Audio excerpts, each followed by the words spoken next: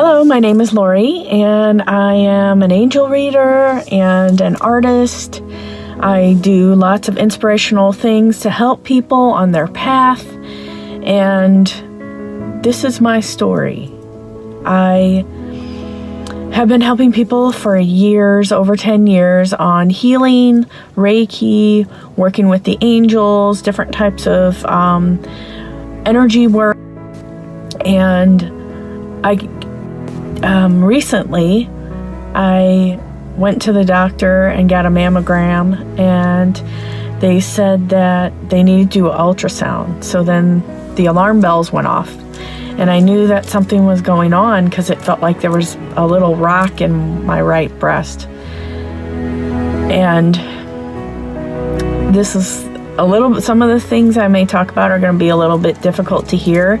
I'm going to do like journals on my progress and what has happened to me and my own feeling of, well, I'm a healer. Why can't I heal myself? What's going on here? And there's a lot of different reasons why this happened. The first thing that I want to say is that I had a lot of repressed emotions. Sustained negative emotions.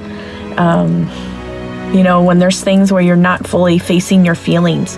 And sometimes people do that. If you're on a spiritual path and being a light worker and stuff like that, you tend to want to only focus on the positive. And you start doing affirmations and other things, but the important aspect is that you do need to face those feelings that you have, and that don't push them down, because they could come back later on and bite you in the butt as an illness and manifest. So you need to have that time of release, facing your feelings, and then surrendering it to your higher power or your angels, or doing your affirmations. But you have to feel your feelings. That's one thing that I really noticed. But anyway, back to my story.